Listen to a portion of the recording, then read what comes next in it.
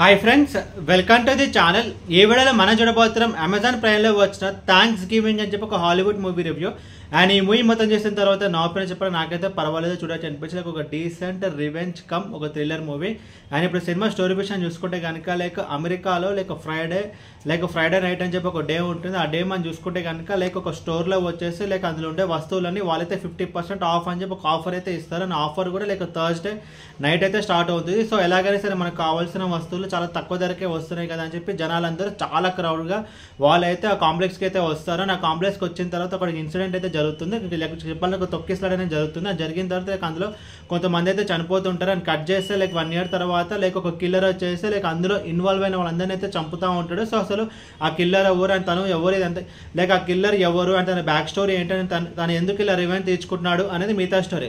ముందుగా ఈ cinema positives గురించి మాట్లాడుకుంటే కనుక story and screen play. Story అయితే సింపుల్. ఇన్సిడెంట్ మనం చూసుకుంటే కనుక యుఎస్లో రియల్గా జరిగిన ఒక ఇన్సిడెంట్ బేస్ చేసుకుని ఈ మూవీని అయితే తీయడం జరిగింది.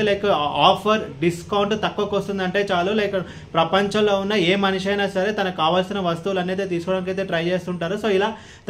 సో జనాల మైండ్ సెట్ని కూడా ఈ మూవీలో కొంచెం టచ్ చేయడం జరిగింది.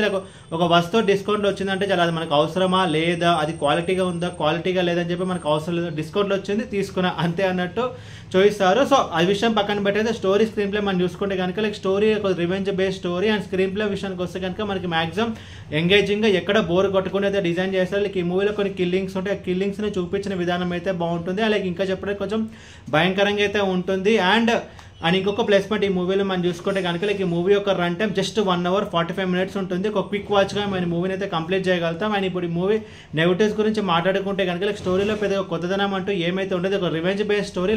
ఆ ఇన్సిడెంట్ వల్ల ఒకరికైతే నష్టం జరుగుతుంది. ఆ నష్టం జరిగిన ఒక వ్యక్తి అయితే రివెంజ్ తీసుకుంటాడు. సో స్టోరీగా పెద్దగా కొత్తదనం అంటే ఏం ఉండదు, కొంచెం మనకి ప్రిడిక్టబుల్ అనిపిస్తుంది. బట్ ఈ మూవీ ఎక్కడ వర్కౌట్ అయిందంటే కనుక స్క్రీన్ ప్లే మనకి ఎక్కడ బోర్ అయితే కొట్టదు. అండ్ ఓవరాల్ ఈ మూవీ గురించి చెప్పలేదు. మూవీ అయితే డీసెంట్ ఒక థ్రిల్లర్ రివెంజ్ మూవీ. అండ్ ఈ మూవీని మీరు చూడాలనుకుంటే అమెజాన్ ప్రైమ్లో అయితే ఉంది. అండ్ ఈ మూవీకి నేను ఇస్తున్న rating 2.25 out of 5. A video మీకు నచ్చితే కనుక లైక్ కొట్టి షేర్ చేసి మీ ఫ్రెండ్స్ అంతా సబ్స్క్రైబ్ చేయించండి. అండ్ మీకు ఇంకేమైనా వేరే సినిమా రివ్యూస్ కింద కామెంట్ బాక్స్లో కామెంట్ చేయండి. Thank you.